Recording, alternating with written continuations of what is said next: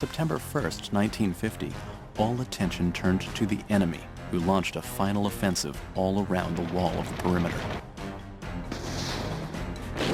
The communists limped forward with exhausted men and a broken supply line, but they were fought out and couldn't sustain the drive. Now they were losing the race against time.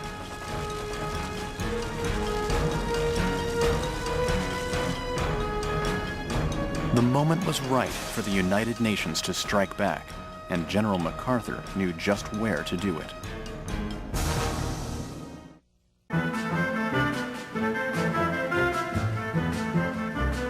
For weeks, General MacArthur had been eyeing the port at Incheon for a counterstrike. Incheon was nestled along the shores of the Yellow Sea. It was the closest port to Seoul and a major supply center. The loss of Incheon would be an immense psychological defeat for the North Koreans. It offered a secure beachhead from which to launch attacks on Kimpo Airfield and Seoul, 25 miles away. The invasion strategy was as complicated as its target. Incheon's harbor was too shallow at low tide for large ships to maneuver. So MacArthur decided to invade in two phases, synchronized with the high tides. Wolmi-do, the main island at the entrance to the harbor, would be assaulted with the first tide in the morning. The main event would follow with the second tide at night. 5 days in advance of the operation, Marine jets began blanketing Wolmi-do with bombs.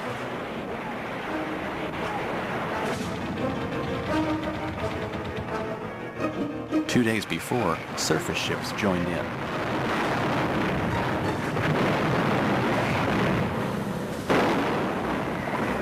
And so it was on the morning of September 15, 1950, the 10th Corps moved in on burned-out Wolmi-do. The North Koreans had been caught off guard and gave up the island easily, suffering more than 300 casualties in the process. Only 20 American troops were injured. None were killed. For the next 11 hours, the 10th Corps Infantry waited for the tide to roll back. While they rested, 230 vessels moved in, and Marine corsairs ravaged the city of Incheon. Troops on Wolmi-do watched the air assault unfold. Reporter Jack Siegel was there to record the reaction. Yeah, what do you think of those Marine corsairs? Those Marine corsairs are pretty swell things to have around. Here comes another one of them down on the other side of that hill. Now, there go two rockets. Look at that man. He went right down over the rim of the hill. He's over on his side, now coming directly over it. As the evening approached, the 10th Corps unleashed the main thrust of the invasion. The landing targets were Red Beach, near the heart of the city, and Blue Beach to the south. Heavy naval and air bombardment cleared the path ahead of them. Landing ships made their way to the shore.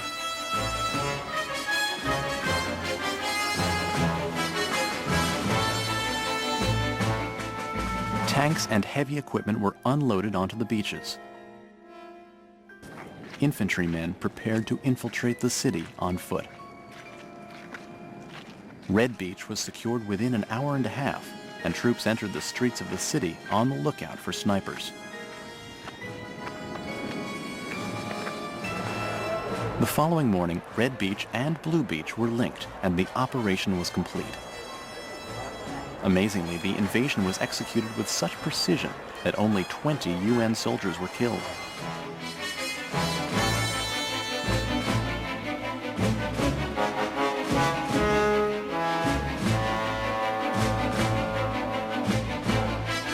MacArthur's gamble was a rousing success, and no one was more delighted than the great general. But his thoughts quickly turned to the real prize that lay just over the horizon.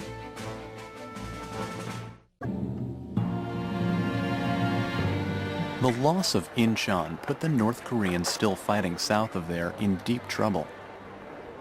The UN invasion was completely unexpected, and most of the Red Army was still fighting in the Pusan perimeter area, 130 miles south.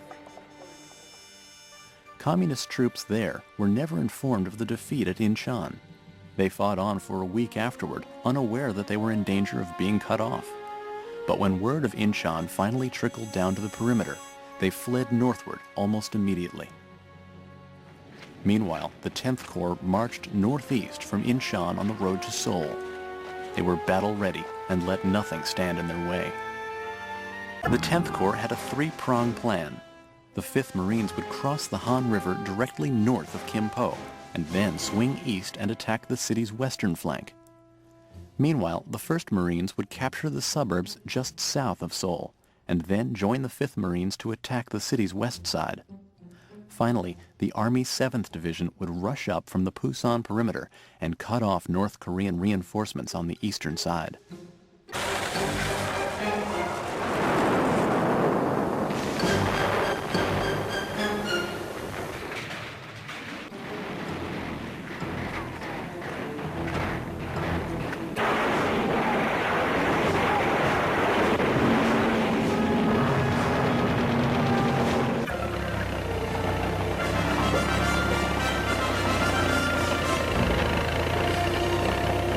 Seoul, the economic and cultural center of Korea, was back in friendly hands.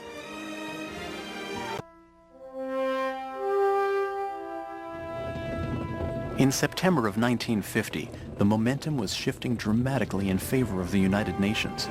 The 8th Army was pushing northward at a pace that recalled Patton's drive across France after Normandy.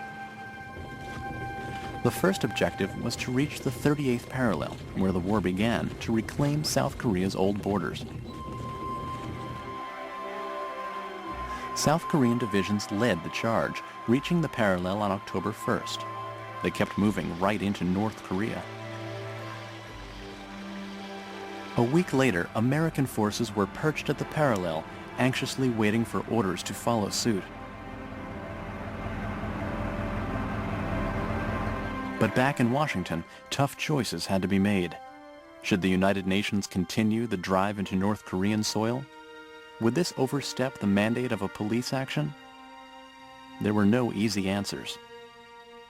U.S. commanders heard rumors that Communist China was moving large numbers of troops north into Manchuria.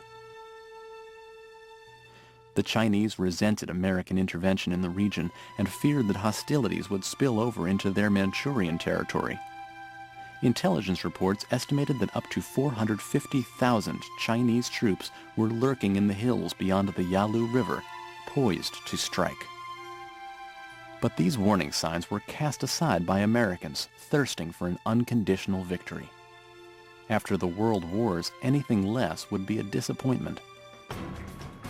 The 8th Army set out north and west from Pyongyang, eager to vanquish the northern regime. As they crossed the Changchon River, the last major land barrier in North Korea, they could smell victory waiting for them on the other side. Ordered his men to march straight to the Yalu River. Now he would let nothing stand in the way of total victory. But just over the horizon, squatting silently in the hills, were hundreds of thousands of Chinese soldiers.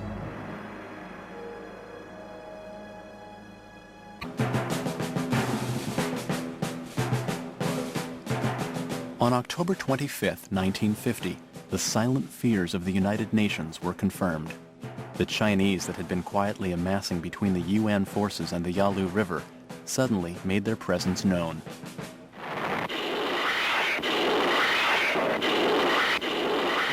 In the Central Mountains, thousands of American troops were ambushed and surrounded by a massive Chinese division. Entire battalions were caught off guard and decimated. Airdrops were all the support the UN soldiers had. They fought desperately in all directions, trying to make it out alive. Most of them didn't.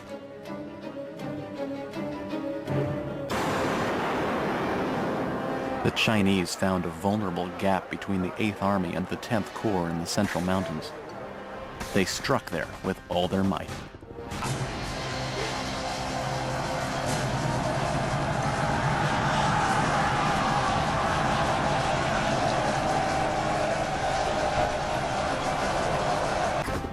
The entire entire UN line was split in two.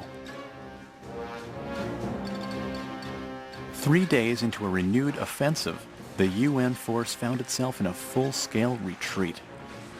The UN's lines, as well as its spirits, were broken.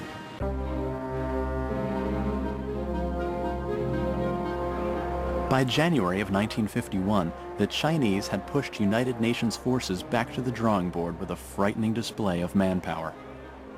But they were quickly running out of steam. They were overextended and in dire need of supplies. They wouldn't be able to sustain an offensive much longer.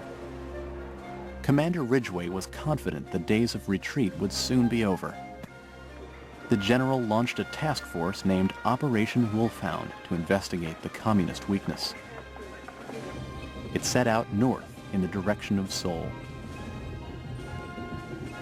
The team made it all the way to Suwon, halfway back to the capital, before it found any strong Chinese force.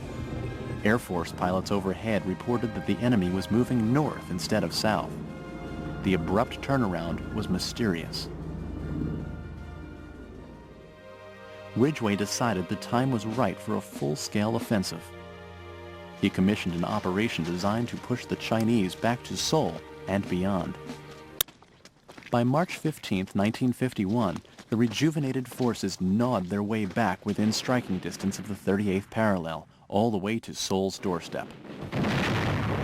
They bombarded the city limits with heavy artillery and pried the communists from the city once again. There was no celebration this time. After 4 invasions, Seoul was in shambles. It was business as usual.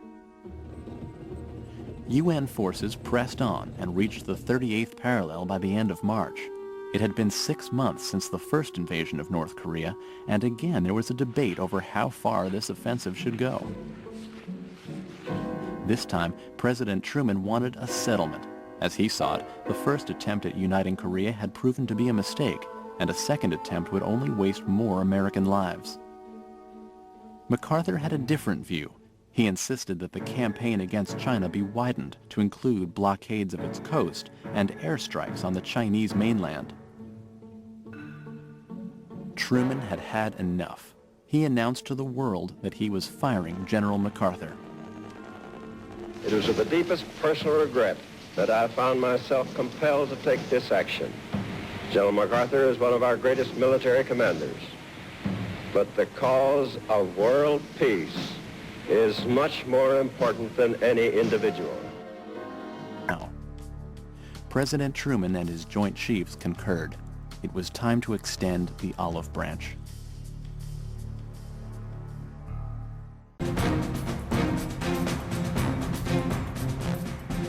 At the end of June 1951, the United Nations offered to talk peace with North Korea. 2 days later, the communists replied in kind. It was encouraging news. For the talks, the truce team settled on the tiny village of Panmunjom, between enemy lines. Right away, it was obvious that the negotiations would be as torturous as the war itself. Both sides came to the table acting as the victor, pressing the other to make concessions expected of the loser. Their objectives differed drastically. The UN wanted a new border drawn along current front lines. The communists called for a return to the 38th parallel. The talks continually broke down. Neither side would budge on anything, and when progress stalled at Panmunjom, tensions heightened on the front lines.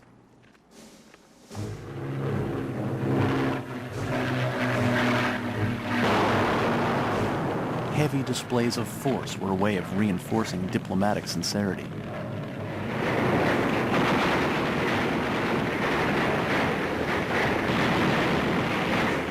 The last 2 years of the war were a series of highly charged skirmishes fueled by impatience, frustration, and resentment.